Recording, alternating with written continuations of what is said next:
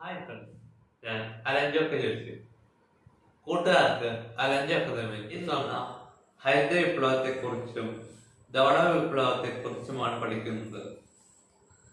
ഹരിത വിപ്ലവം ഒന്നാം പഞ്ചവത്സര പദ്ധതി കാർഷിക മേഖലയ്ക്ക് മുൻഗണന നൽകിയിട്ടും ഇന്ത്യ ഭക്ഷ്യോൽപാദനത്തിൽ സ്വയം പര്യാപ്തമായില്ല. 1960-കളിൽ ഇന്ത്യ രൂക്ഷമായ ഭക്ഷ്യപ്രതിസന്ധിയെ നേരിട്ടു. ഭക്ഷ്യപ്രതിസന്ധിയും സാമ്പത്തിക നയം മാറ്റുന്നതിനു വേണ്ടിയുള്ള സമ്മർദ്ദവും പുതിയ കാർഷിക തന്ത്രം സ്വീകരിക്കാൻ ഇന്ത്യയെ പ്രേരിപ്പിച്ചു. ഈ കാർഷിക തന്ത്രമാണ് ഹരിത വിപ്ലവം. ഭക്ഷ്യോൽപാദനത്തിൽ സ്വയം പര്യാപ്തത നേടുക എന്നതായിരുന്നു ഹരിത വിപ്ലവത്തിന്റെ ലക്ഷ്യം. ഇന്ത്യൻ ഹരിത വിപ്ലവത്തിന്റെ പിതാവ് MS സ്വാമിനാഥൻ ഹരിത വിപ്ലവത്തിന്റെ ഫലമായി കൈക്കൊണ്ട നടപടികൾ: അത്യുൽപാദന ശേഷിയുള്ള പുതിയ ഇനം വിത്തുകൾ കർഷകർക്ക് വിതരണം ചെയ്തു. രാസവളങ്ങൾ, കീടനാശിനികൾ, മെച്ചപ്പെട്ട ജലസേചന സൗകര്യം എന്നിവ കുറഞ്ഞ നിരക്കിൽ കർഷകർക്ക് ലഭ്യമാക്കി. കർഷകർക്ക് ഉൽപ്പാദിപ്പിക്കുന്ന ഓരോ ഉൽപ്പന്നങ്ങൾക്കും ഗവൺമെന്റ് താങ്ങുവില നൽകുന്നതാണെന്ന് ഉറപ്പു നൽകി.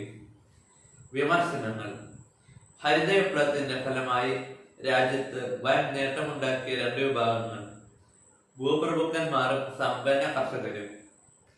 പഞ്ചാബ്, ഹരിയാന, പടിഞ്ഞാറൻ ഉത്തർപ്രദേശ് എന്നിവിടങ്ങളിലെ ഇതിനകം സമ്പന്നരായ ഗോതമ്പ് കർഷകരാണ് ഈ പദ്ധതിയുടെ പ്രധാന ഗുണഭോക്താക്കൾ.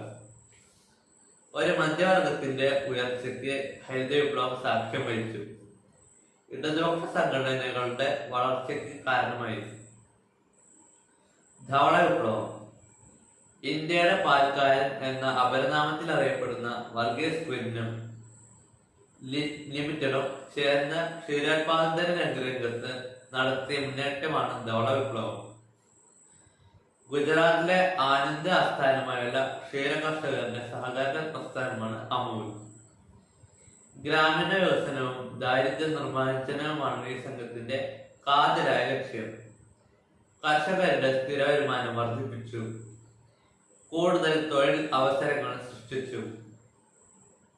പിൽക്കാല സംഭവ വികാസങ്ങൾ: ഇന്ദിരാഗാന്ധി അധികാരത്തിൽ വന്നപ്പോൾ ഇന്ത്യയുടെ സമ്പദ് വ്യവസ്ഥയുടെ മേൽ രാഷ്ട്രത്തിന്റെ നിയന്ത്രണം ശക്തമാക്കി. സാമ്പത്തിക നയങ്ങൾ തീവ്ര സോഷ്യലിസ്റ്റ് ആഭിമുഖ്യം പ്രകടിപ്പിച്ചെന്നുള്ളതാണ് ഏറ്റവും വലിയ പ്രത്യേകത. 1967 ശേഷം കൈക്കൊണ്ട പ്രധാന നടപടികൾ: സ്വകാര്യ മേഖലയിൽ കൂടുതൽ നിയന്ത്രണങ്ങൾ ഏർപ്പെടുത്തി. 14 സ്വകാര്യ ബാങ്കുകൾ ദേശസാൽക്കരിച്ചു. ദരിദ്ര ജനവിഭാഗങ്ങൾക്ക് അനുകൂലമായ ധാരാളം പദ്ധതികൾ പ്രഖ്യാപിച്ചു. പുത്തൻ സാമ്പത്തിക നയത്തിന് രാഷ്ട്രം രൂപം നൽകി.